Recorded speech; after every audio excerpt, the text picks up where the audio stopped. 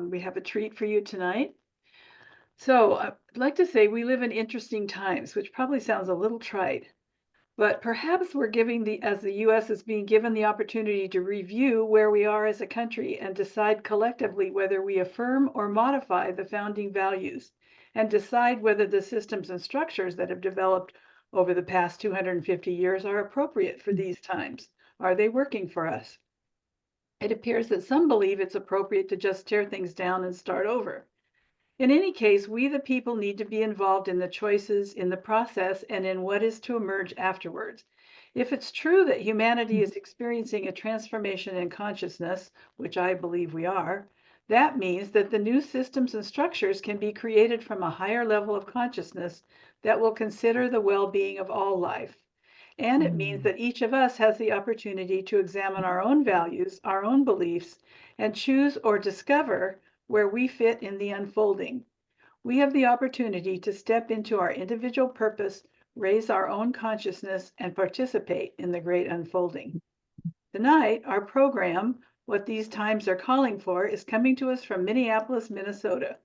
Craig and Patricia Neal founded the Center for Purposeful Leadership almost 30 years ago. I took their Art of Convening program in 2004 as I was founding this community group. Their organization has grown to include a cohort of wonderful thought leaders who offer regular conversations, trainings, and coaching in whole person leadership. I've recently attended a few of their events, and I recommend that you check them out. Their website link was in the meeting notice, and I'll include it in the email when I send out the YouTube link. Our speakers, Patricia is co-founder and president of the Center for Purposeful Leadership and co-author with Craig of the Art of Convening book, which we've just heard is now in 3 different languages. Craig founded the Art of Convening program and has a long history in publishing, sustainability, thought leadership, and men's wilderness programs.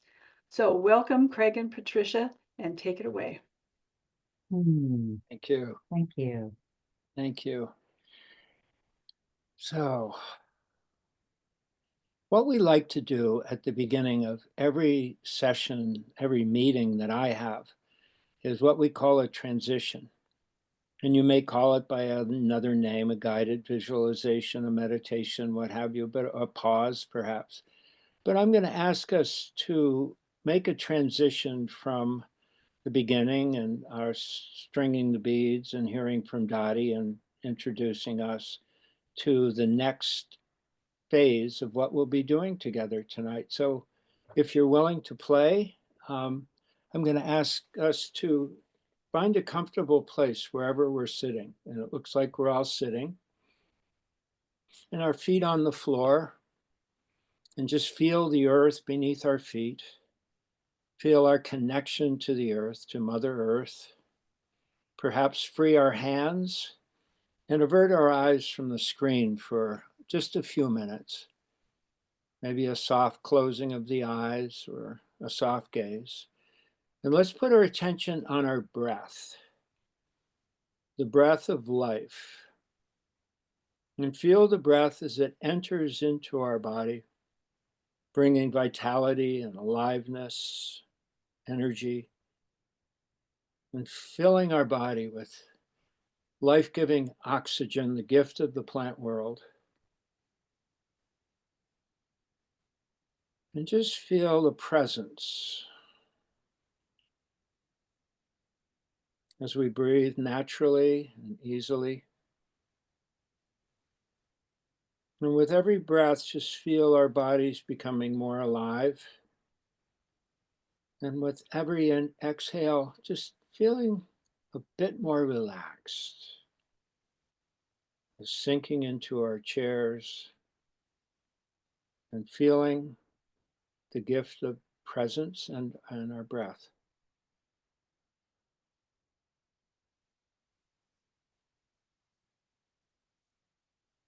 Now shifting our attention to the area around our hearts. Let's imagine that we're breathing through our hearts.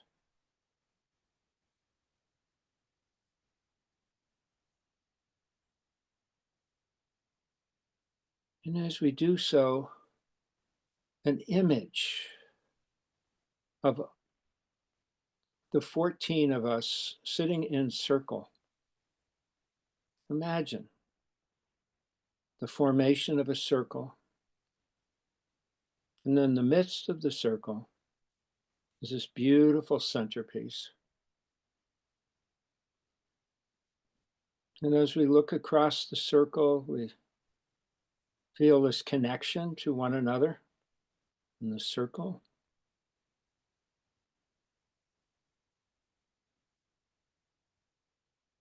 And the question might be, what is ours to do in these times?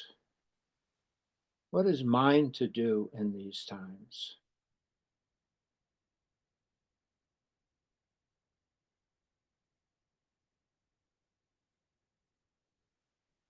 Now, holding that question and the image of the circle, whatever comes up, holding the thought or the image or the feeling,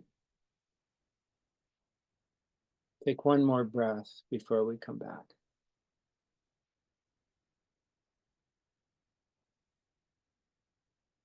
Thank you.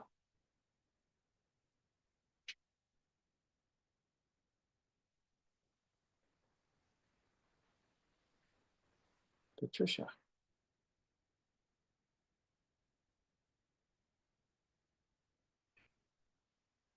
You're on mute. Yep, I'm getting there. So, Center for Purposeful Leadership. We're in our 29th year, and we have forever been exploring this question, what are these times calling for? From our founding in 1995, we thought it was not, it's pretty much where we are today. We've been preparing for this coming transition that Dottie spoke of, because we really do feel like that there are big shifts happening. We're not going to prognosticate what will look like in 4 years or 4 weeks or 4 days, because there isn't a person on the planet that can tell us what's going to happen in 4 days. I mean, who would have known that Zelensky would basically turn to the EU and say, let's create an army together? Because that's what he said today, because he's feeling abandoned by the United States. So 4 days ago, could anybody have imagined that? No. 4 days from now, where will we be? So what matters? What does matter? What's a positive response? So this question came out of the pandemic, where it was the first realization, March 2020, that there wasn't a person on the planet that could tell us where we would be in 30 days. Supply chains were disrupted. Everything was disrupted. You know, at that time, Trump was saying, oh, we'll be back in person by April Fools. Oh, we'll be back in person by Easter. Oh, we'll be back in person by Memorial Day. And all the companies were saying, we'll be back in the office by June 1st. And then they moved it to September 1st. Then they moved it to September 1st of the following year. I mean, it's the level of unknowing is just incredible. So what's a positive response in times of extreme disruption? We believe it's conversations and tools that elevate humanity. So we did a recent presentation for a local Rotary, and they wanted to know, well, you know, what do we consider unifying leadership in a divided time? And I came across this article that talked about the perfect storm of 3 forces that led to the election, and the outcome of the election was that many people feel unhopeful about the future. Many feel the game is rigged and they've been treated unfairly. And the ideologies of othering have really been stoked. The fires of othering have been stoked.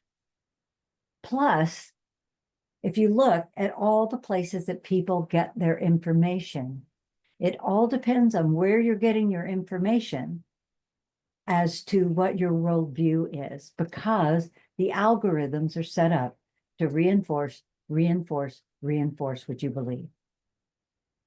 And you know, this cartoon is pretty true. It's pretty true.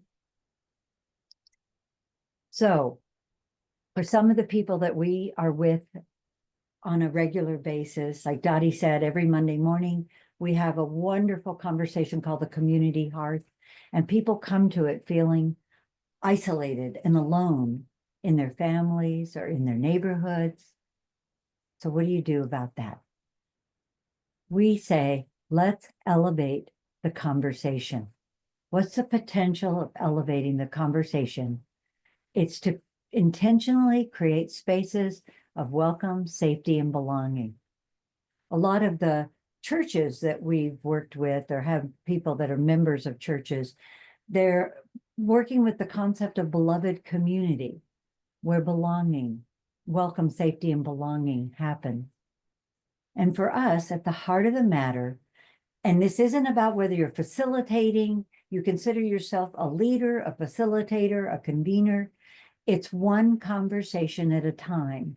At the heart of the matter is creating powerful spaces of authentic engagement, because we still have a lot of learning. It's going to take a lot of collaboration, and we're all going to grow in ways that I can imagine, but like I said, I can't even imagine 4 days out sometimes. So CPL's vision is a powerful one. A just, inclusive, and interconnected world, a world that works for all. And within that is the concept that you never go it alone. You always find your community, and community, like Meg Wheatley, if you're familiar with her work, she says community is like an island of sanity. It's not just that you're speaking to the choir or you're getting reinforced in your beliefs. It's that you get nourished in who you are in community, so that then you can go on and do what's needed and wanted for your community. So we're going to follow the Art of Convening wheel, which is right here in the middle. And that's the basis of our book, the chapters of the book. And it's also the basis of everything that we do. And what is convening? Craig, would you take it from here? Sure. Thank you, Patricia. You know, one of the reasons why we came tonight, not just because of the invitation from Dottie or our history and admiration for ions, but it's because of what I think Patricia just said. In these times, how do we turn to one another? How do we create the places of welcome, as we like to say, welcome, safety, and belonging? Each and every one of us. And so we'll speak about leadership as well. When we talk about leadership, it doesn't mean them or a position in work or church or wherever you are, but it's a willingness to step forward to make a difference in these times. That's how we look at leadership. So we like to say it's a little different than facilitation, but facilitation is embedded in convening.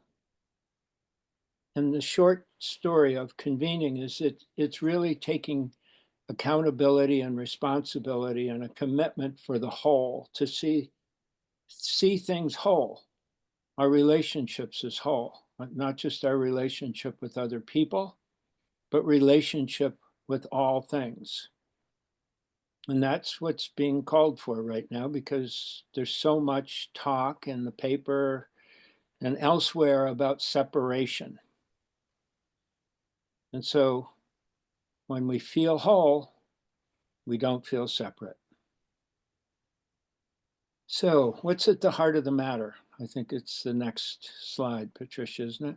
Yeah, I just wanted to say, conveners invite participants, or if you're whoever you're with, any conversation, to co-create the highest possible outcome. So just hold that ideal. A lot of what we talk about is aspiration and ideal, but that's where the possible future and the elevation of humanity lives.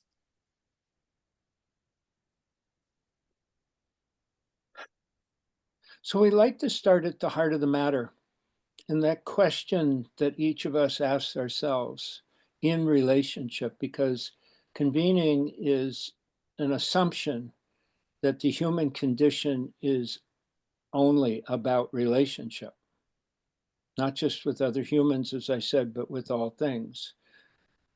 So who am I in relationship with is a fundamental question. So tonight we ask ourselves, who are we in relationship with? How can I best express my purpose in caring, one person at a time, one heart at a time? And then we like to talk about intent. What's our intent for this evening? Our intent for this evening is to align the purpose of why we're here, the heart of the matter, and to really express with you and share with you what we have been doing now for almost 30 years, but it's really about relationships. So at the end of the evening, if you have a feeling like you feel a stronger connection and an ability to, and a desire to reach out into your community, however you define that, we will consider that a wonderful intent. An invitation. We invite each and every one of us to be present, to just really be very present to one another, and to take this time in, we like to say, rather than a time out, a time to just be in ourselves, to take the time to breathe and to be in relationship as well. And so the context, what we like to say, what is the form and the function of what we're going to be doing together and as we're being together? And tonight, in a moment, I'll create the container, which is another aspect of what we do. We'll have an essential conversation. Patricia and I are going to be sharing the art of convening, the wheel itself, the basics of it, conversational intelligence assessment. We'll be talking about some principles as well. And then we'll be breaking into what we call wisdom circles, which are breakouts. We'll either do in pairs or triads. We haven't quite figured that out yet. And then we'll open it up for a community circle for everyone to speak. And then we'll bring it back and we'll talk about where we've been. And then we'll have a closing of gifts and commitment. And then finally at the end, some offerings that we have that you can take part in. So that's the context. One of the things that we do before every meeting that we have, and Dottie was a part of this, I think, last week, is we give an acknowledgement to the land. We give an acknowledgement to ancestors.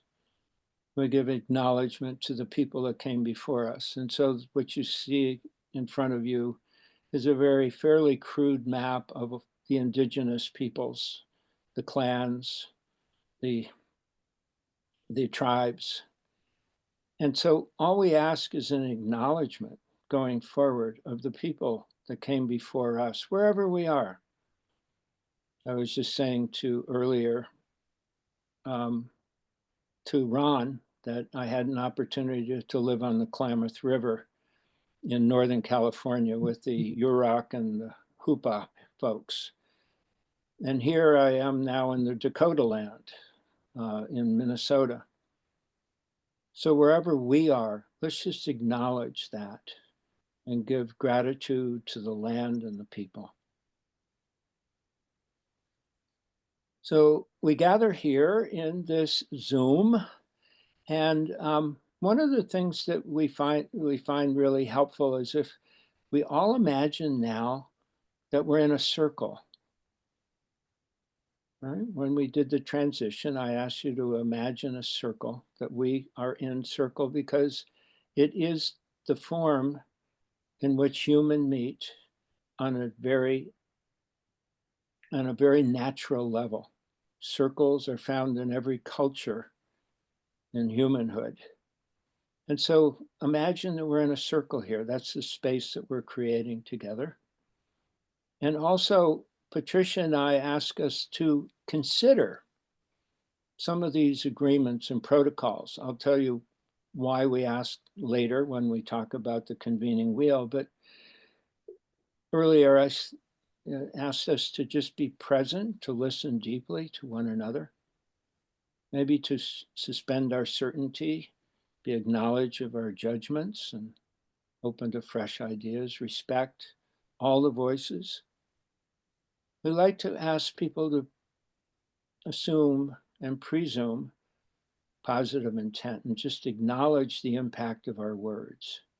So these are some principles that we like to share with people. Engaging authentically. Confidentiality, what that means is whatever is shared here stays within this group unless you ask somebody if you can repeat their words. So just ask them. It's very simple that way. And then finally, we ask for your permission to convene tonight. That's Patricia and myself. We find when we ask permission, then people go, oh, okay, thanks for asking. We're going to move ahead. So with a nod of your head or perhaps a thumbs up, allowing us to move forward. Thank you. I don't know if you've noticed, but, and I hope we're not putting you to sleep, but we really try to slow down, what we call slowing down to the speed of life. Because life is incredibly busy and incredibly speedy. So we really try to make room for breath and for spaciousness and for ways of, the brain science shows that if you give yourself the opportunity to have pauses, then the synapses and the way to connect with other human beings changes and new possibilities can open up. So we're not, we can't always do that, but we often do try to slow down the conversation.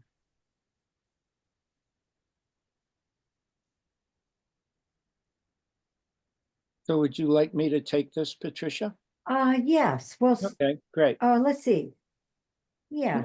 So the convening wheel, Joe, I'll just preface it by saying that everything that we're talking about are ideals that inform how we meet and gather. So yeah, Craig, I'll turn it to you. So in a very practical nature, I spent a lot of time in the magazine publishing world and marketing, etc. My last tour of duty was as publisher of Utne Reader, and I assume, given who I'm looking at here, you've probably heard of Utne Reader. And so what I also realized that for better than 25 years, I spent most of my life in meetings, sometime all day long. And I realized when I was at Utne Reader that I wondered why I didn't enjoy being in most meetings. Not that they weren't great people, but there was something about the way we were meeting that was not conducive to human habitation. And so I began to say, well, why not? What would be the elements for a transformational gathering, meeting, or even conversation? What are the core elements? What needs to come together to actually create something that's replicable, that was not dependent upon somebody's charisma to hold a great meeting together, right? What could we all agree on to maybe create what is known as a transformational engagement, meeting, gathering, or conversation, right? So we came up with these 9 areas, heart of the matter. What's the purpose? That's in the middle. If you wouldn't mind taking your cursor and moving it around as I go around the wheel, Patricia. Sure. Yeah. And then what's the purpose? And somatically, it's in the heart. What's my purpose for being in relationship in this meeting, gathering, or conversation? Keeping that in mind. And it might just be a one-on-one with somebody. What's this all about? Who am I to be as well? And then what's our intent? Meaning we move into our heads and we become much, it's where cognition comes in. Who are we to be and what are we to do together? So that's the intent. Who are we to be and what are we to do together? What's my intent for that to happen?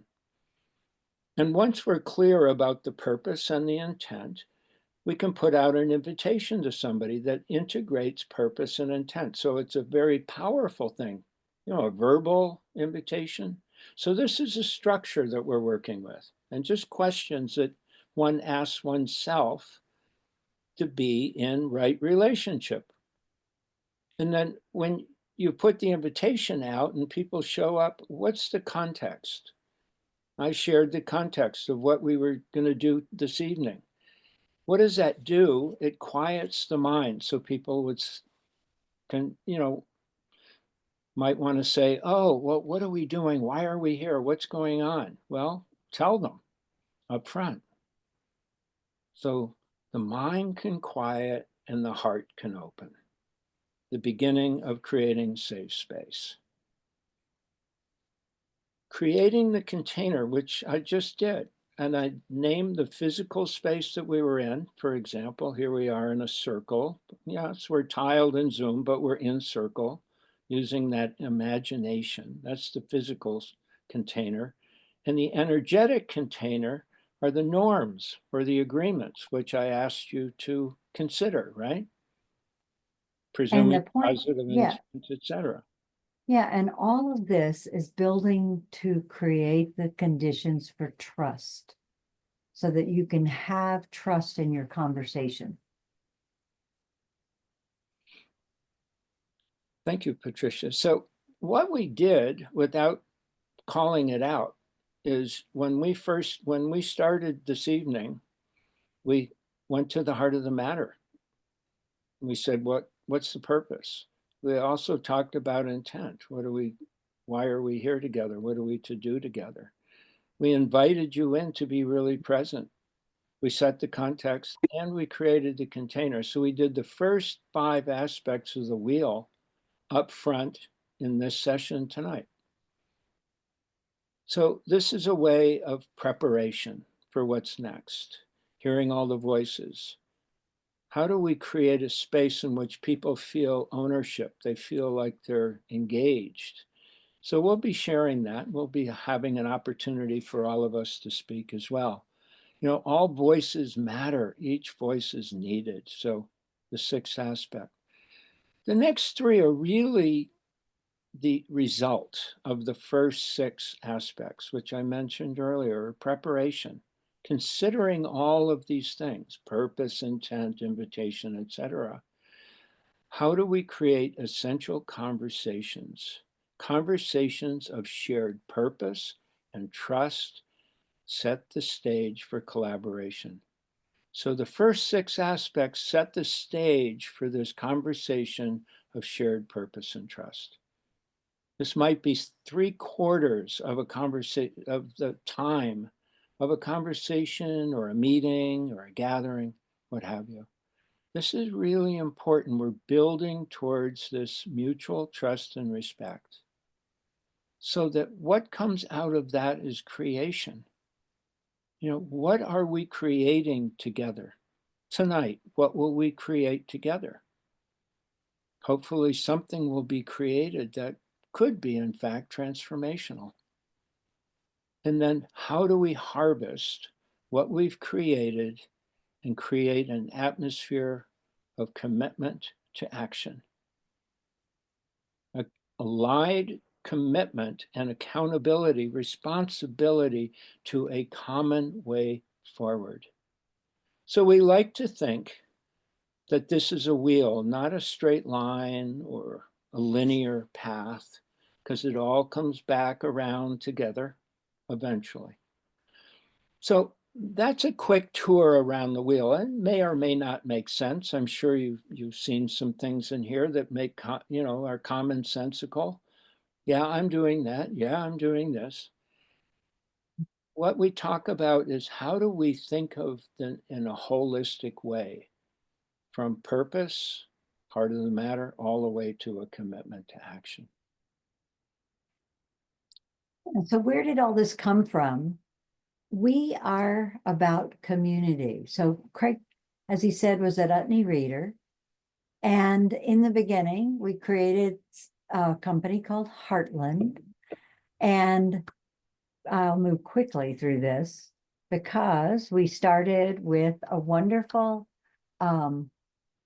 national conference called A Passion for Life, Revisioning How We Live, Heal, and Die.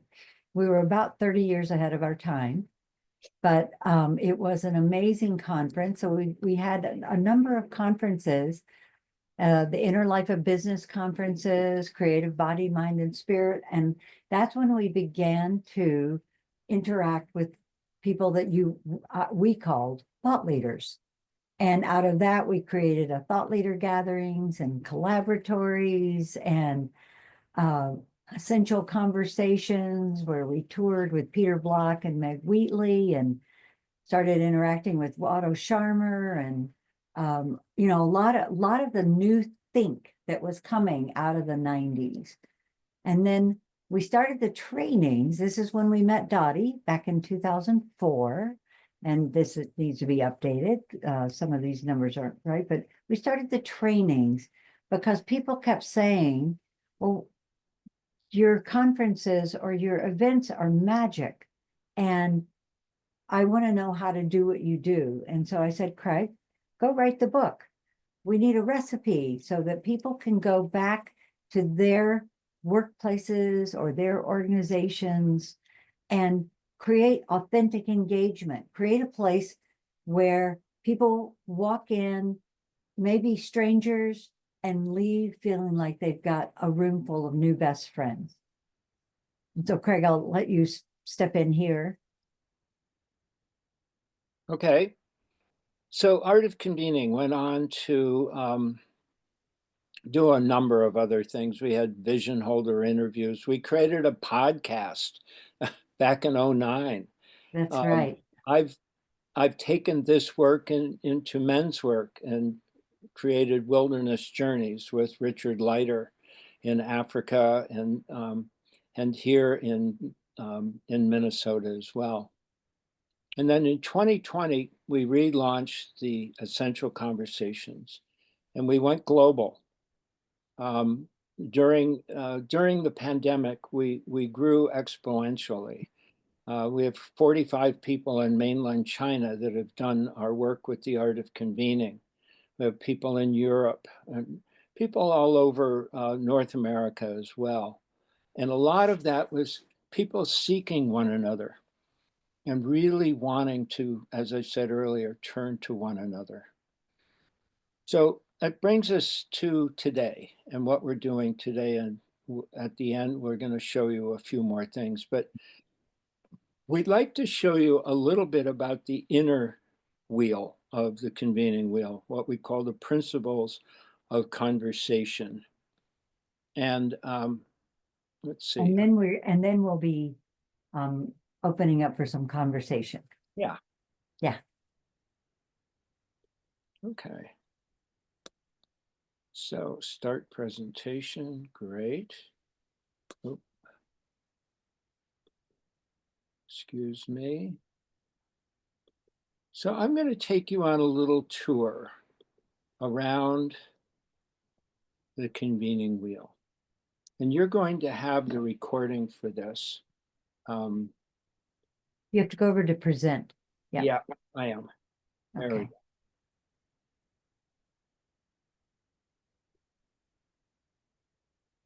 So why do we have these? It's kind of a roadmap, the same way the convening wheel is. And what we thought was, what are some of the principles that we might want to consider again when we're in conversation or we're in relationship, right? And This remember, just we're talking elevating humanity. That's exactly. always been our the foundation of what we're up to. Oh, there we go. Which one did you want to start with? Well, okay. So here are some principles. Our lives and the world can be transformed through essential conversations. It's when people gather with the intent to speak and act authentically from a collective vision. It's a transformational act and it's a force that could change the world.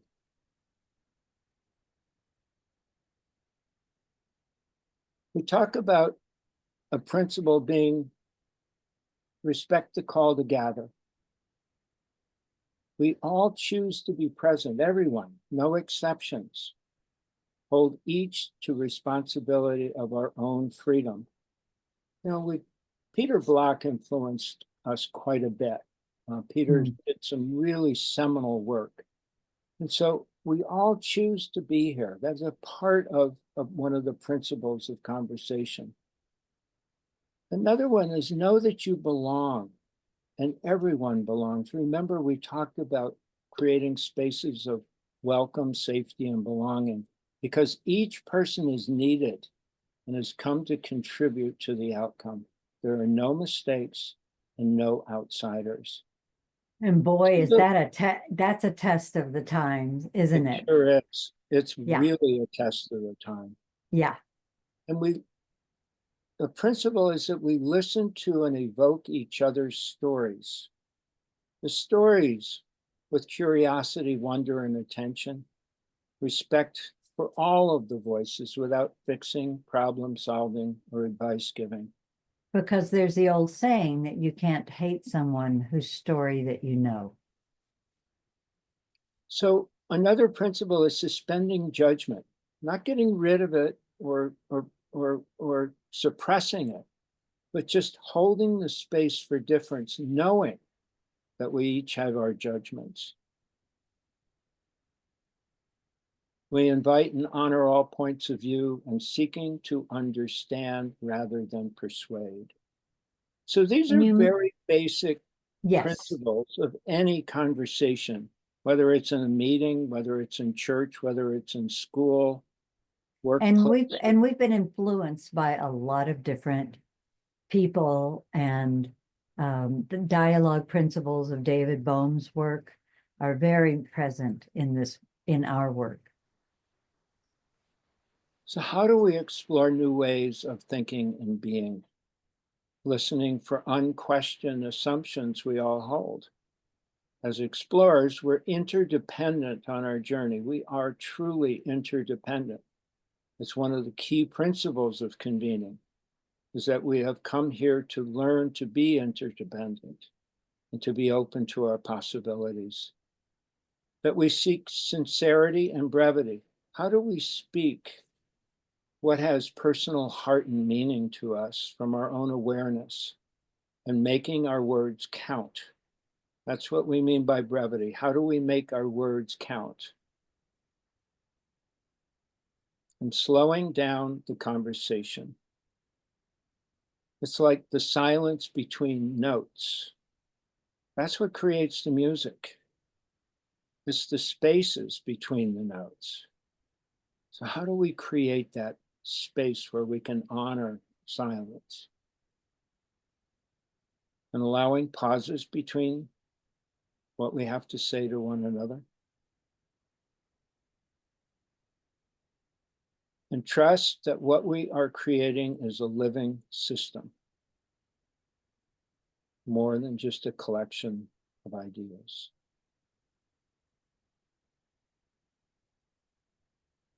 And back to where we started, our lives in the world can be transformed through essential conversations. So we didn't want to spend a whole lot of time on the content. I mean, here we are. We're almost at our end of our first hour. So what we'd like to do now, Patricia. Well, I'd like to open it up to see Yeah. what people have been hearing, Yeah. questions, or whatever is alive for you at this moment.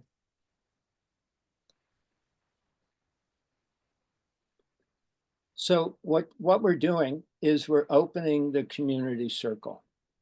And what does opening the community circle means? You can raise your hand, you can speak out, you can use the button, raised hand button at the bottom, but comments, Reflections, thoughts, anything, reflections. agreement, disagreement, doesn't matter. What have We you just love heard to- so far? Yeah. Victoria.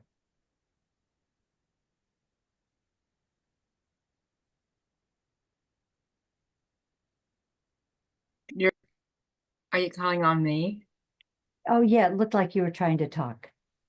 No, I just didn't realize it started at 6 instead of 7. So I'm so sorry. I'll look forward to hearing the recording. And I didn't realize I was unmuted. Thank you. Okay. So what's occurred for you?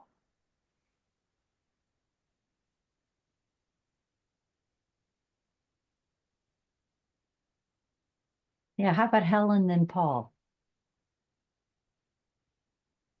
Thank you. That was just a wonderful presentation. Got me thinking about so many things. But as I kind of reviewed, I always take notes so I don't forget. There was a statement that I wrote down that said, when we feel whole, we don't feel separate. Mhm. And that this really got me like, oh yeah, of course. Like, if I could just remember that in every conversation that I have, that if I'm sensing somebody feels separate or is pushing me away or whatever, it's not personal, it's not about me. They're just not feeling whole. And what can I do to help them feel whole? That's what I think really came to me. And that ties into my goal over the next 4 or 5 years, and it ties into my work and everything. But that was a really profound statement for me. So thank you. Would you say that one more time? If somebody's trying to push you away, because nobody's ever actually taken it to the next step. If somebody's trying to push you away, you realize, It's not personal. It's not about me. If someone isn't feeling whole, they're just not feeling whole. It may look like they're sort of attacking me verbally or whatever, but that's not really what's going on. If I can remember and keep my loving space, and not feel attacked, it may offer them an opportunity to just know that, oh my God, I've been heard, or maybe not. I mean, I don't always have to have a motive for it, but that's my goal, is to stay impersonal, Mm, if Wow. that makes sense. yeah. Yeah. You know, one of the things that we say before we go to Paul is that, and we borrowed this from our friend Barbara, who used to work at HP, and she wrote a book called The Soul of the Computer. And she wrote, we listen ourselves and one another into being. And between that and other work, I mean, that's really, really what we, that brings people into their own wholeness. Their own wholeness. Yeah. Mhm. Thank So, you. thank you. That was beautiful. Huh. Paul. My question is, and I apologize I just got in from travel. It's Um, fine. As I was looking at your circle and the various points, what's the length of time? That struck me as pretty much process. And do you ever get challenges about people who want to jump into content? sure. All the time. That's how we're programmed, most of us. Most of us are programmed to go all the way from sometimes intent, which is agenda setting, all the way to a commitment to action and bypass everything else. That's pretty much how I would say North Americans or are wired to get things done.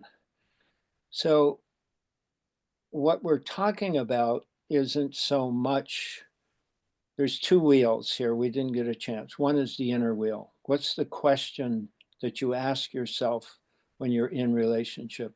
What's at the heart of your matter? Who you're going to be? And then there's a whole lot of questions like, have I asked people the right question to invite them in? Have I really explained why we're meeting? Have I heard their voices? Have I created a container? These are the questions that we ask. Yes, people, and you don't do this overnight. So for example, Dottie used the term stringing the beads.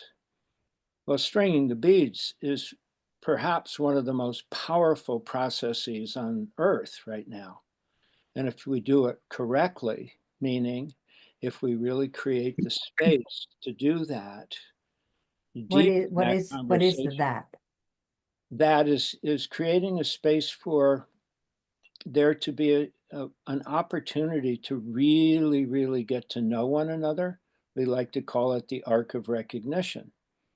How do we Yeah. do that from hearing our stories, even briefly, stringing the beads? It brings people in. It slows things down. The other part of I think what you're asking, Paul, is in between what we would call setting context and creating the container. Setting context allows people to see where we're going. So if people want to move to content, they're going to see along the way what's the agenda item.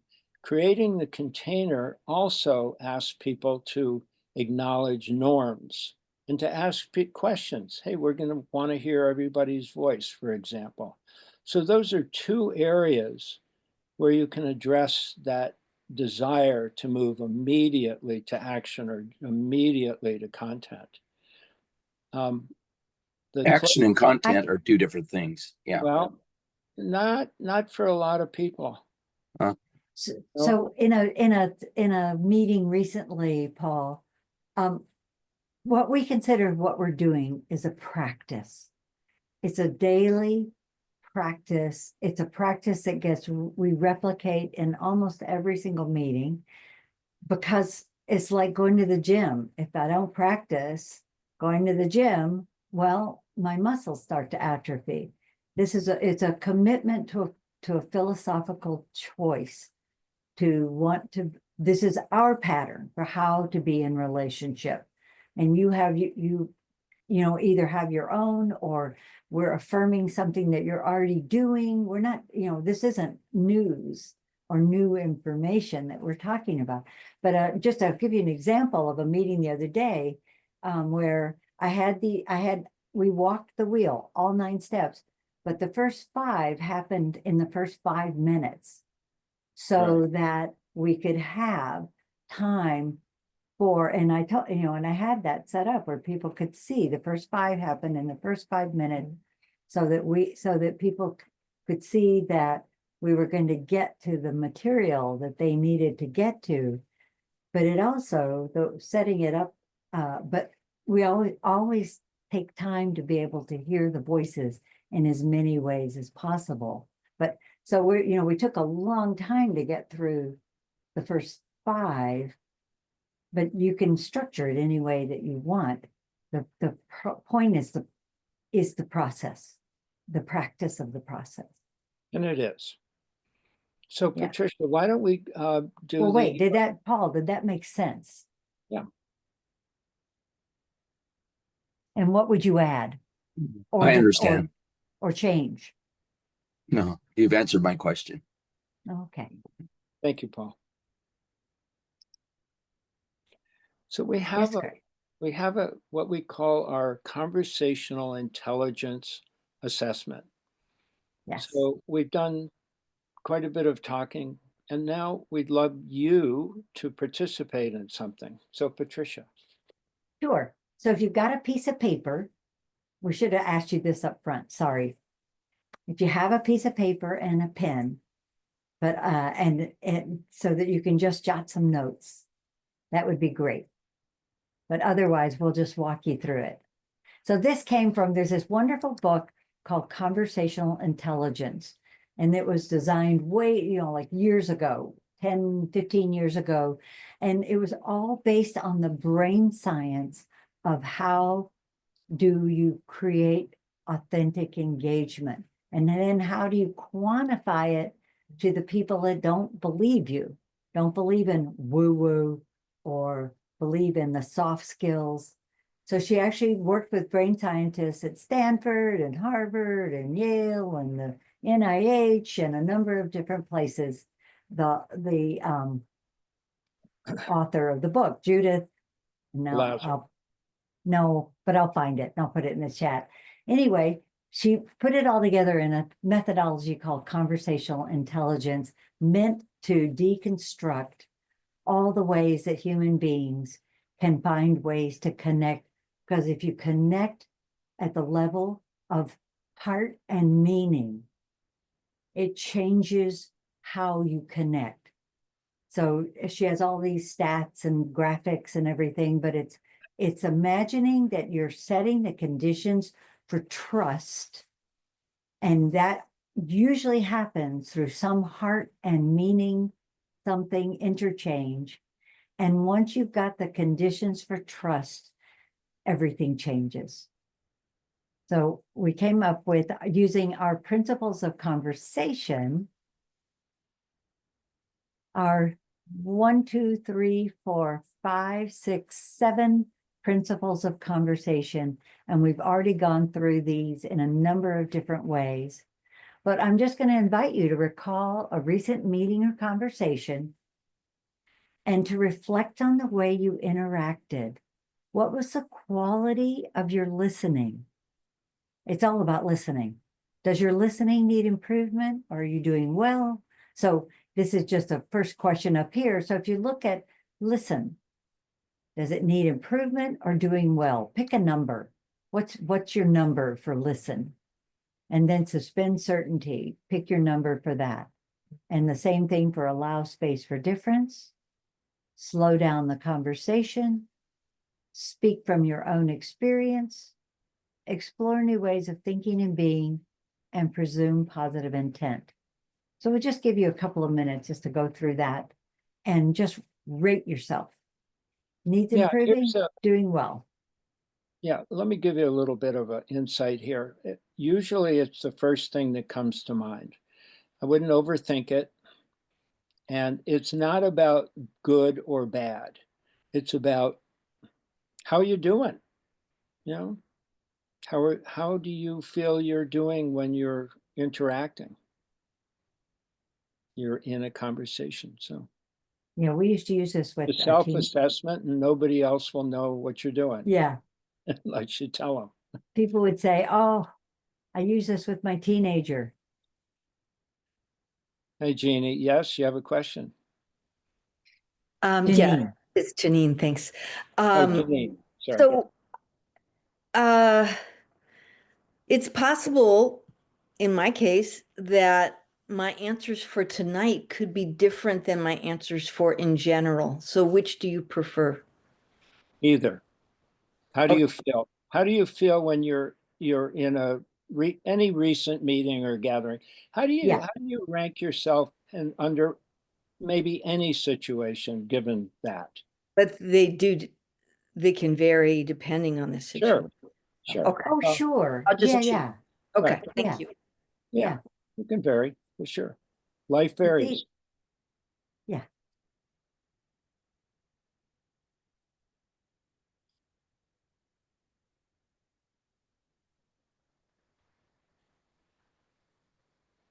I mean, we're just playing here. We're just Yeah. having fun. This is, Yeah. it's just a way for us to take a look at what we're doing, our own self-awareness. That's all. Again, it's just. It's a great question, though. Yeah, thank you. So this is just snapshot in time. Yeah. Right. So I'm going to go off screen or stop share for just a moment. And Okay. then we're going to go into breakouts. But I thought we should stop here and see how this resonated and how did, what came up for you in terms of, was there any learning for you in considering this?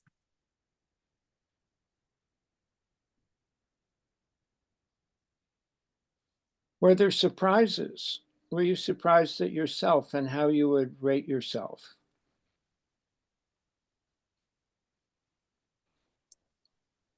You go ahead and take yourself off mute. Sometimes it's easier that way to be able to speak. So would somebody like to speak? We're opening up the community circle. I'd love to hear from you. Well, I'll speak now. Yeah. Hi, If you- Victoria. Going. Hi. Good.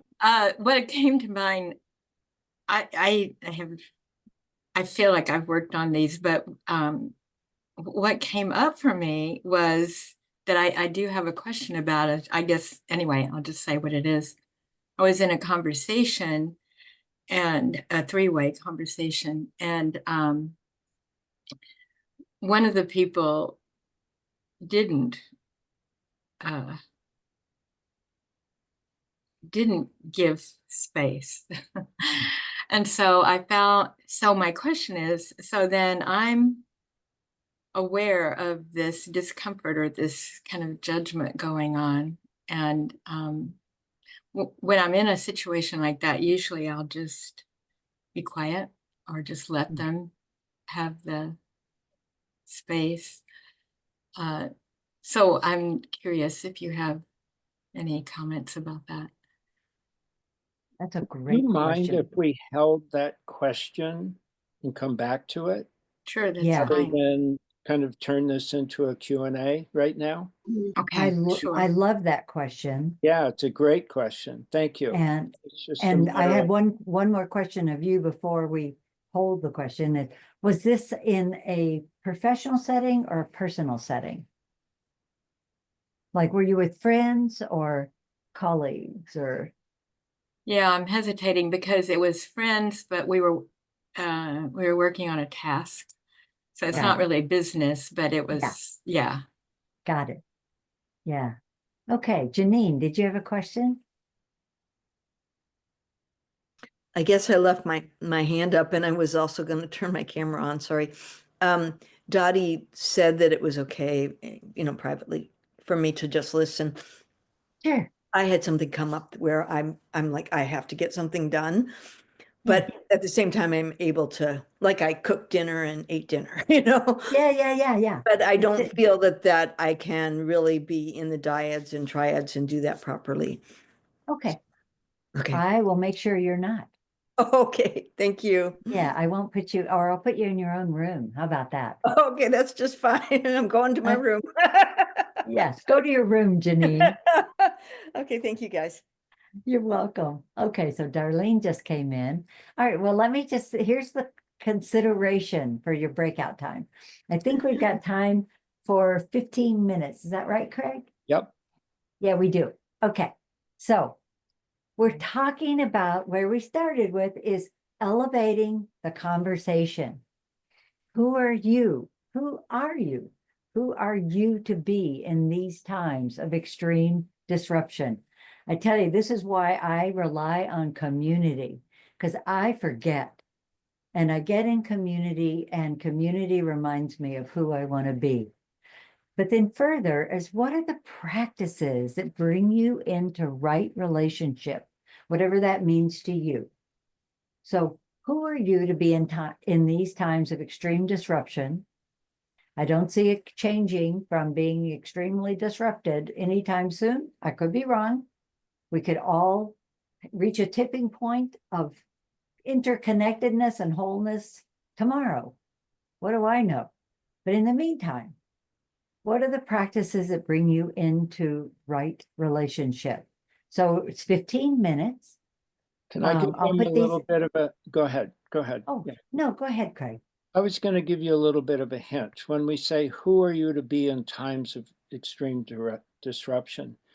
Like, we all know where we're being. And at the beginning, as we strung our beads, people were expressing anger and you know, all sorts of things. This is a really tough time. The question is, who are you going to be? Who do you want to be? Right. You know, what kind of person do you want to be? What are the things you want to be, you know, that you see yourself doing perhaps? Mm. You know, I mean, there's a lot of things, so we're asking you to ask yourself some fairly deep questions here. And then what are some For a practices? Saturday night, no Yeah. less. I have some practices. I do yoga and I go to this lake at dawn as many mornings as I can. These are all practices I have so that I can be resilient right now. Mm-hmm. Do you Yeah. have practices that help you to be resilient and to be in relationship with people? Mm. These are the questions that we're asking because these are times when being in relationship is so important. Matters more than ever. So Yeah. thank you. So Yeah. Peg, can we pause that? Is it a question about being in a breakout? You're on mute, Peg. Yes, I have a bad connection with my computer. Oh, I've had the company out here. There's some issues. It's not my computer, it's my signal. So okay. it breaks up. So I'm not in a really great position to, participate. Well, let's see how it goes. You Might sound be right spotty. now. So It anyway, might be spotty. Yeah. It's Yeah, it okay. could be spotty. But thanks. You know Yeah. what? Everybody at one time or another, I'm in Zoom all day long, and there's always something. It's never just simple. And so thanks for just trying and being here. Yeah. okay, great. Thank you. Yeah, yeah. Yeah. Okay, I'm going to open the rooms. You have like 3 minutes each, 15 minutes, 3 to 5 minutes each. You know, you're all very practiced at this. We invite you to use the principles of conversation. That if you're not talking, you're listening, and slow down the conversation and take space and make space and use I statements. And somebody might join your conversation and just invite them in. And mostly this is just to have some fun, to change it up. We've done a lot of talking. We'd like for you to have the opportunity. So here we go. So And I need to move Darlene to, and Dottie, I need to move you. Do you want to join a room?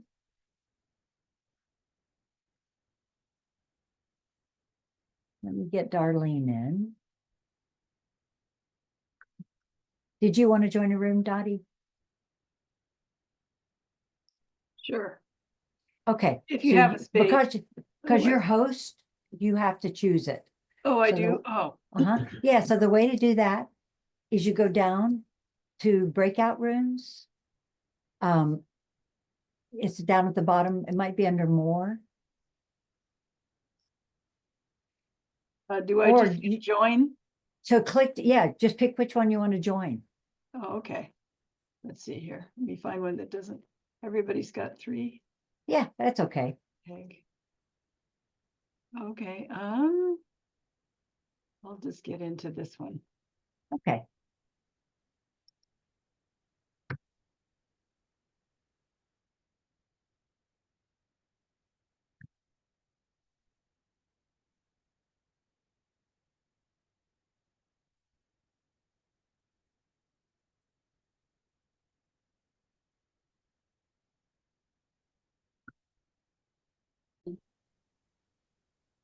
Okay.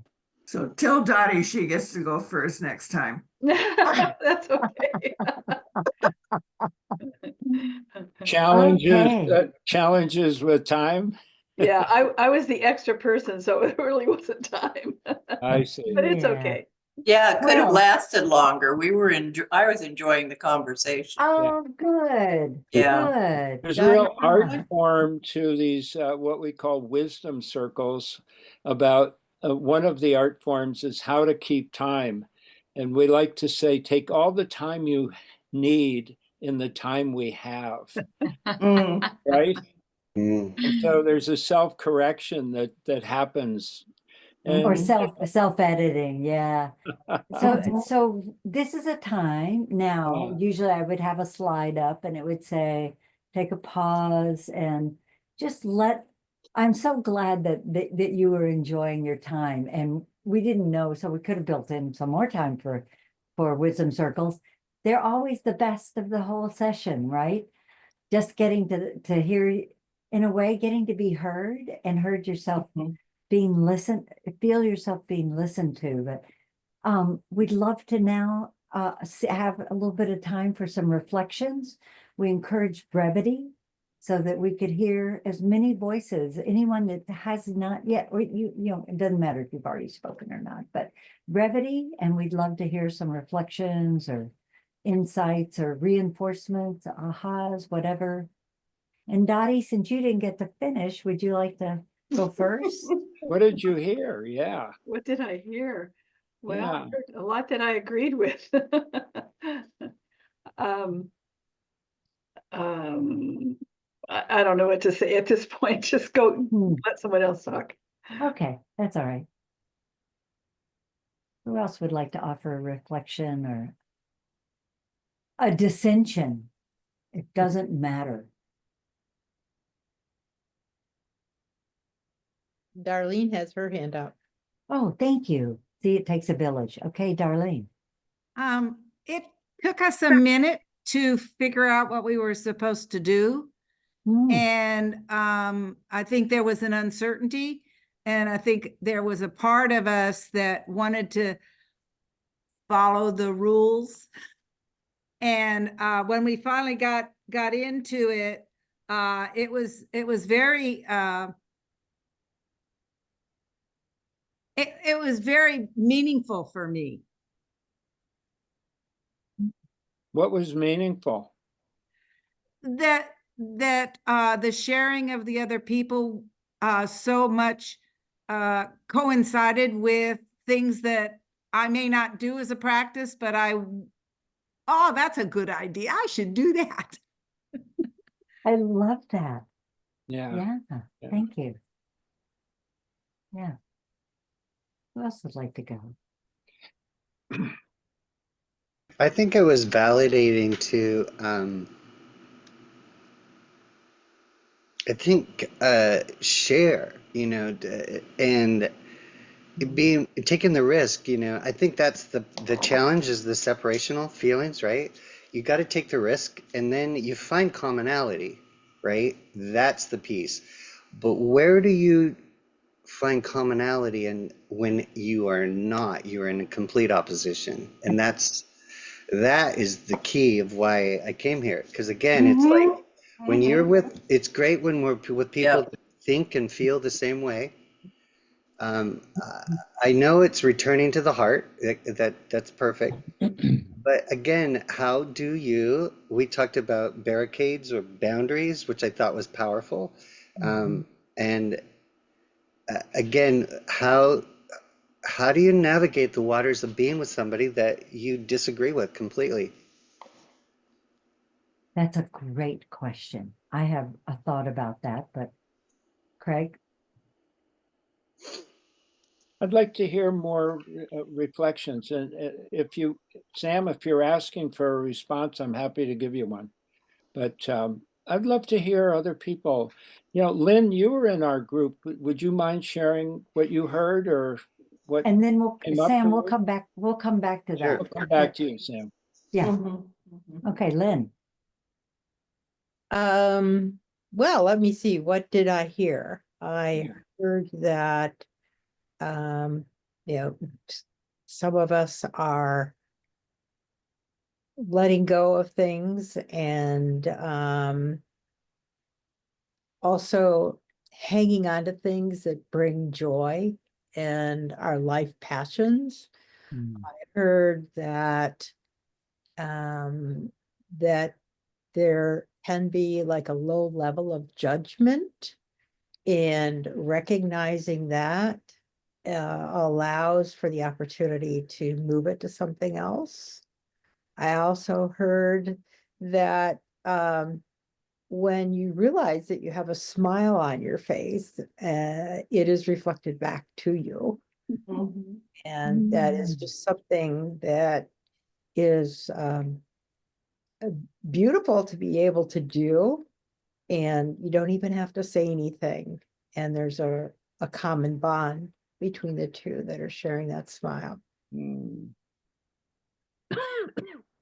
Wow. Thank you. Mm. Mm. So those are some of the things that I heard. Thank you.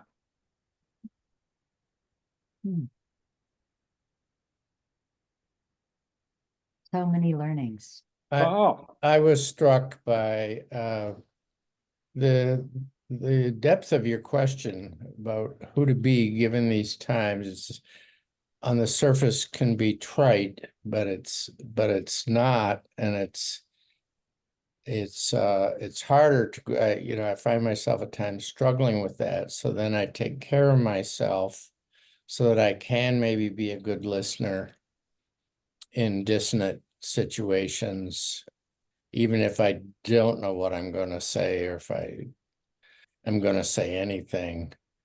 But things like, you know, if I benefit from going out for a walk in nature, then making sure I do that. Or if I can get a day on the mountain with or without Pablo, I try and go do that, because that's therapy for me. Those kind of things. Being in right relationship with our significant others and family members where possible, but in our group, some people shared that the dissonances within family and how challenging that can be. So thanks for the question. Thank you. Nancy. Nancy, yeah. Did you say me? Mhm. Okay. There was an echo because we both said it at the same time. Well, I have the same question that Sam has.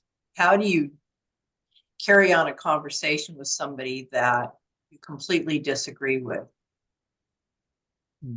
That's what I'm here for tonight, really, to try to figure out how to navigate.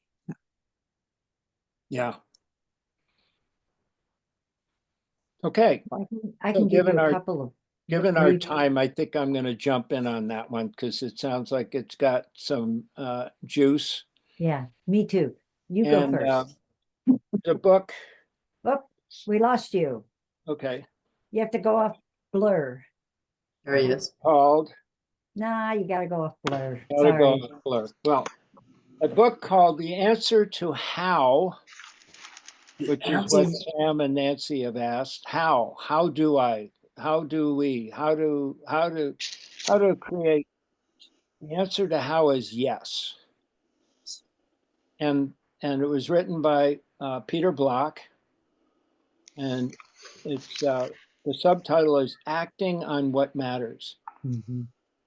I don't have an answer for you, Nancy and Sam, or anybody else that's got a question about what the hell do I do when I'm in a situation with people I don't agree with, or they don't agree with me, or there's dissonance, or there's conflict.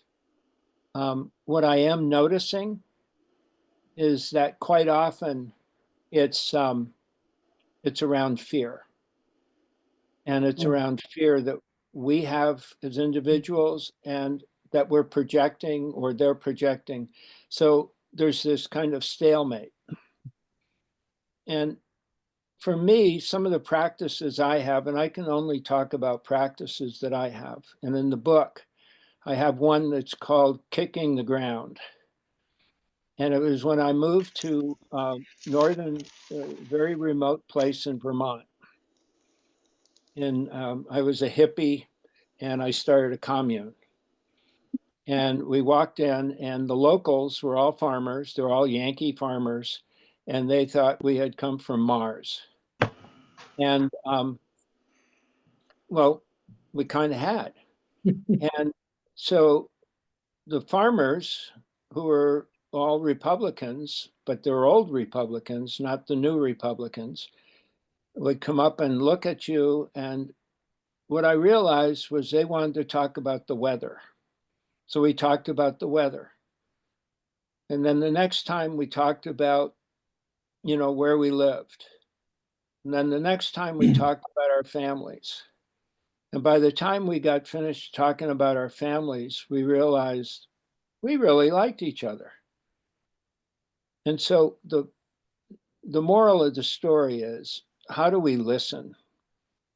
Rather than wanting to be heard about what we think is going on in the world, what if we listen to one another? What if we asked each other questions? So much of this work that we do is about inquiry and questions. And the reason is it diffuses answers. Answers usually stop the conversation. Questions usually extend the conversation, usually. When people have strong opinions about anything, those are answers. And quite often they stop the conversation, which can often stop the relationship. So what if we just were really curious? What if we really, and I don't mean gratuitously, like, okay, I'm going to patronize you by asking you this really cool question. But what if we really were curious? Believe me, I'm upset about what's going on in the world right now. I get angry, I get pissed. I'm really, sometimes it just really bothers me. And I realize there's another way that I can be. So thank you. I would take a slightly different tack, and I would say, what's the point of the conversation? So, or is it a conversation? When Trump was first being elected, my whole family, not my whole family, most of my family stopped talking to us.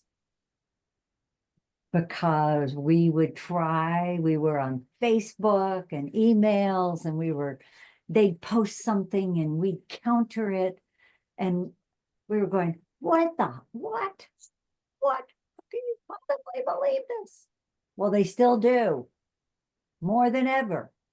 And just the other day, one of my nieces posted one of Heather Cox Richardson articles on Facebook, and they went after her. And I decided that I would step in and ask a couple of key questions about illegal. They were defending something illegal, and I spoke to them about illegality, and I framed it. And then just yesterday, I had a three-way, a Zoom with two other women, one who is an ardent believer in Musk, can do no wrong. And you would love this woman. She's wonderful. And the other woman, the third woman, is as liberal. We're both kind of aghast when she's talking, but we really love her and love each other, and we're we're collaborators in professional. We're not just friends, but we collaborate. They're members. We're together in different ways all the time, professionally. So I had to ask myself, what was the point of my conversation with her? And so we immediately, was it being disingenuous? So we immediately went to things that matter to each of us. And, right. And I have tried, Craig and I have been on email and text with her. There is it's like this. And yet I don't want to lose the relationship with her. There's no convincing her. Just like there's no convincing my family. It's just not a point. But we don't want to lose, I don't want to lose them. Right. Same. So Same story, Patricia, how pretty do we much. draw this back? So Sam and Nancy, and my guess is I see some nodding heads here. What does this have to do with convening? What does this have to do with being in right relationship? How do we draw this back to creating the spaces for transformation to occur? In some ways, that's what's being called for right now.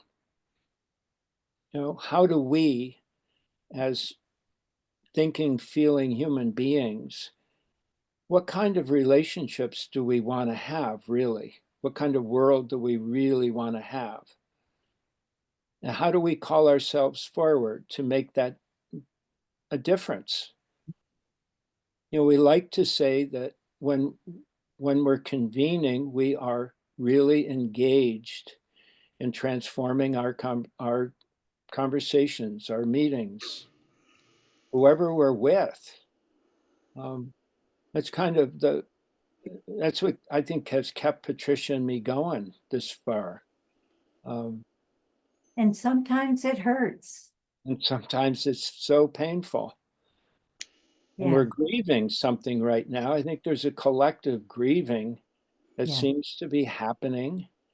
And so But we're creating gonna tell you a little bit about. I'm sorry, Craig. so we why have don't some we we have some move to, ideas. close? Yeah. Yeah. Yeah. So what we're talking about is elevating the conversation to elevate humanity.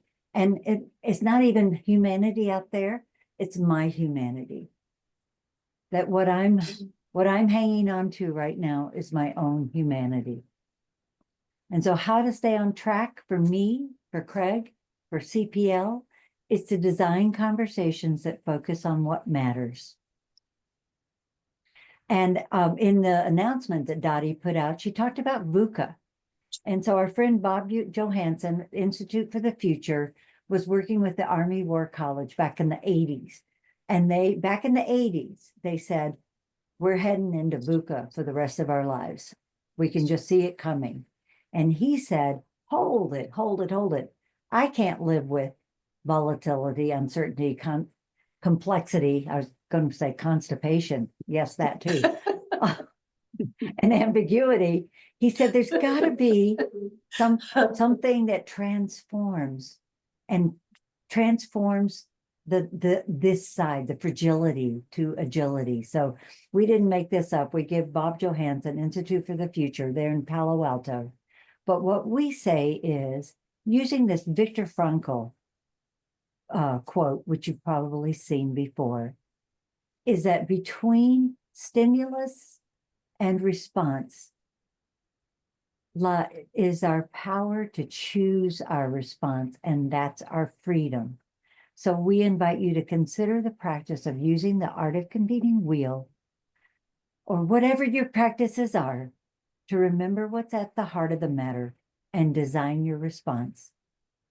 And we have a couple of things to show you, but I'll go through this now, that to design the conversation that focus on what matters, you can change the tempo, value each person's ideas, and look at how to collaborate through exploring new ways of thinking and being. So these are all the principles of conversation. But as Dottie knows, we always end with a gift and a commitment to action. And what has inspired you today? What is your commitment to action? And commitment isn't necessarily a to do, it could be a to be. What's inspired you? Just think about that for a moment.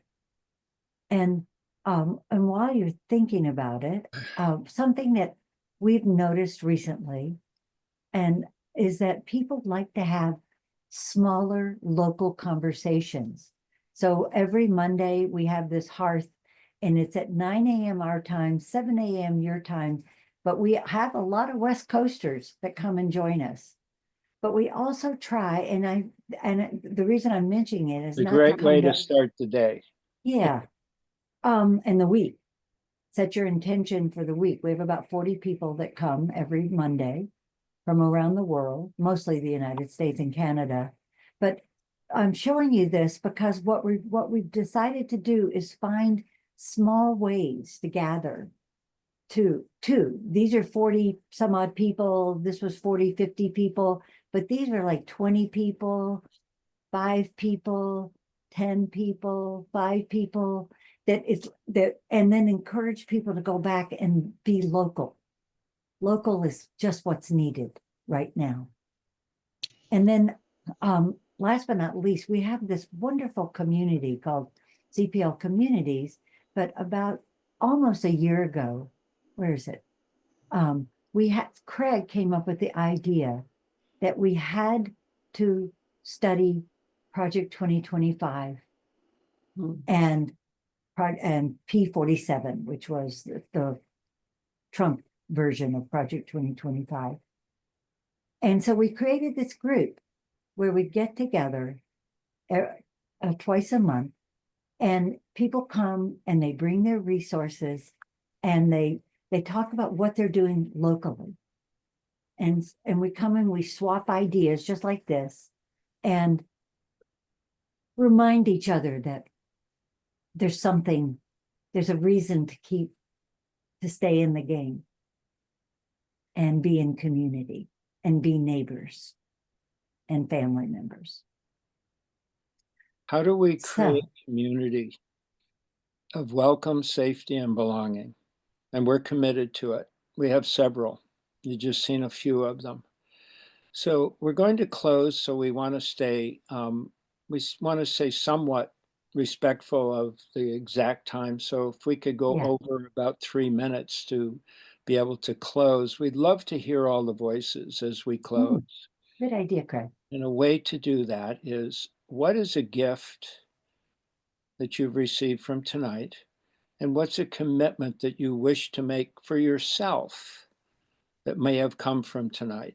Maybe it's, have a practice. Maybe it's reach out to somebody. Maybe it's whatever. Who knows? It can be a little bitty thing. It doesn't matter. But how do we verbalize a gift? What maybe has inspired you tonight? Maybe it's a gift of just being with Dottie. Maybe it's a gift of just being with Milt. Who knows, But however you see that. And very briefly. And you're going to go first, Craig, and you're going to model brevity. Yeah, and then I'll call out your name. Well, I've got names in the chat too, Craig. You do? Okay. Yeah. Yep. Craig, Peg, Helen, Darlene, Janine, Sam, Milt, Lynn, Deb, Paul, Ron. Oh, I got Paul twice. Sorry, There's Paul. 2 Pauls. No, there's 2 Pauls. There's 2 Pauls. Ron, Paul, Dottie, Victoria, Nancy, Amy, and then me. Hey, Craig. So I'll call your name out. So, sure. Gift that you showed up. Wow. Fantastic. And I'm committed to you. And if you want to be in touch, we're going to give you our contact information. I'd love to be in touch with you in any way, shape, or form, and to support IONS moving forward. You're a great group of people. Thank you. Okay. Hey, and a little more brevity than that. Oh, thanks so much. I live in a lot of isolation, so this has been a community event for me, and I very much appreciate it. And my commitment is to extend myself as much as possible in a limited condition, a limited situation over here. So thank you. Helen. It has been wonderful to be with all of you tonight, really, truly, and especially those in the breakout room where I got to know you a little better. And my commitment as I go forward is to really be aware of my heart and keep my heart open. Thank you. Darlene. Everybody take yourself off mute so we don't have to wait. Yeah. So my gift is part of my commitment, and thank you for all of you for the input that you provided in refreshing my commitment to be the best that I can be and to engage in the things that work for me and I've found new things that work for me. So I thank you. Thank you. Janine. Janine. Thank you so much. I appreciate being able to work with my situation, my timing. And I especially appreciated the like the format, the concepts that you shared with us, the process. And my commitment is to move forward with I'm planning a ballroom dance party and just finding the ways to help people be more and more connected in that process. So Thank you. Sam. I liked what you had to say. I think it's, and of course, you have to engage your observer. You know, we are not this. When we move out of that feeling, and then of course, connecting back to the heart is the most important thing. But I like what you said. Answers, they stop the conversation, right? And so stay curious. You know, because this is an opportunity for us to look at this shit. I mean, it's in our face. We can't. It's almost when COVID hit. I know in my lifetime when COVID hit, I got sober. You know, I'm out of debt. I got focused. You know what I mean? When 9/11 hit, I did a dream. I went to the bank and secured a loan and created a business. And so this Trump administration, I'm going to stay curious, knowing that there's a higher belief system that this is all supposed to happen. You know, I do astrology also. There's no avoiding it. So what I can do again is stay curious, be mindful, right? Be heartful, and just have a knowing. Get in touch with that higher calling. That's the gift of what this conversation is. Thank you for letting me, and thank you for my Fallout group too. I appreciated that. Anyway, so thank you for tonight. Walt. Yeah, I want to thank all of you. I didn't know this started at 6 and I got here late, so I only picked up on the end of what you were talking about, but it was very valuable to me. And the thing I kept thinking about is you said ultimately what we want to be able to come to is consensus. And it's not something that was even mentioned as far as I know. And I've worked a lot with the Consensus Institute and so forth, and my commitment is to go back to them because they're bringing people together who fundamentally disagree, and they're doing it by choice. That's how we, and I've seen it work, and so that's really where I want to spend my time. Thank you. Thank you. Well, the gift that I have received tonight is many. One is just the sense of community, the concepts that were shared, the intimate conversations that we've held. And I just thank Craig and Patricia for introducing this in such a wonderful way this evening. And then my commitment is to keep on keeping on and just keep on keeping on at a higher level. Exactly. I think it's Deb and Paul. I had several gifts, one of which was a nice list of things that I'm going to use on our Wednesday meeting that we're gathering. So thank you for putting that all down. And I'm just committing to continue to keep going with a little bit of sneakiness. Oh, yeah. My small group knows what I was talking about. So thank you, Craig and Patricia. I want to keep working with the question of who to be, who do I want to be in the current situation, how to show up and be that person. And tagging on Helen's comment, focus on how do I keep my heart open?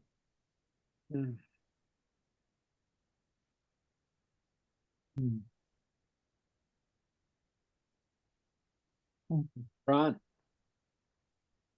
Well, the gift is something I received tonight. So Sam and Nancy were wonderful in the breakout. It was nice to have that collegial that time, and it reminded me to be among like-minded folks, and it's re-energizing for that.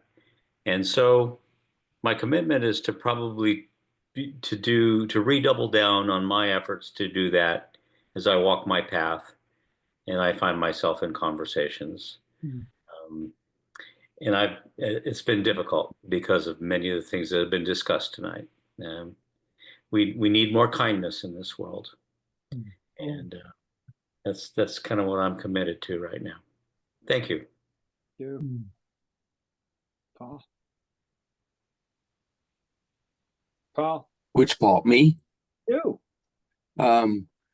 Well, I'm just going to focus on taking care of Paul, however that looks. Because as long as I'm taken care of, I'll be able to negotiate most everything else. Thank you. I think Dottie's next. Well, one of the questions I had was the same as Sam and Nancy about how to have the difficult conversations, because my son is a huge Trumper and I've wanted to have a conversation with him and it's been really difficult. And I find myself afraid to even open up the question, to open up the conversation. So I was thinking maybe that my gift is to consider how to open up the conversation and not just jump in, but to have permission to have a conversation so that we can start off on a sort of an equal basis or something. So that would be my thought for this evening. So thank you very much. Wow. That's brave. Victoria? I have so many things, gifts, but the main thing that I'm taking away, because I have been struggling with judging myself for having judgment. And so what both Paul said, taking care of self, I thought, oh, I have not been doing that. I have not been taking care of my judgment. And so, and then related to, I think what a couple of people said, open heart is the only place to go. And and judgment closes it down, not only for other people, but for myself. So embracing, this is hard. This is really hard. And if we as humanity can get through this, which I do think we can, then it's going to be such a wonderful thing. And it's hard. So thank you for convening this. We need lots of that. Nancy? I think the main thing that I got out of it was in a conversation, to focus on questions instead of answers. I think that's something that would be very useful for me. Yeah.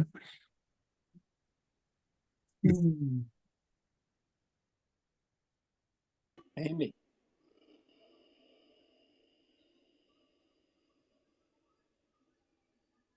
Didn't hear you. Amy?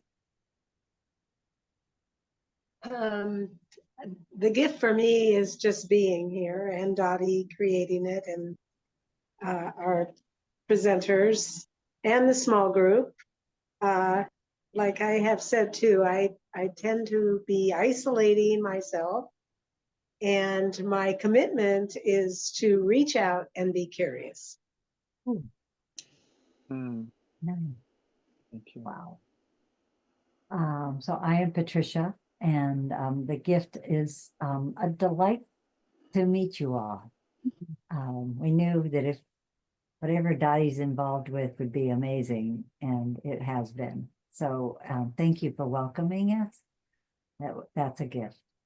And thanks for considering what we had to offer. Well, I have spoken. Oh, my commitment is community, community, community. That's it. And I've spoken. And so I say thank you very much for being our speakers. And you realize that it's late there. It's 10 o'clock there in Minneapolis. So you stayed up late and I appreciate it.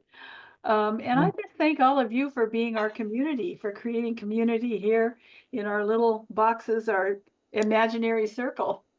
It's an important place to be every month. So thank you all and good night.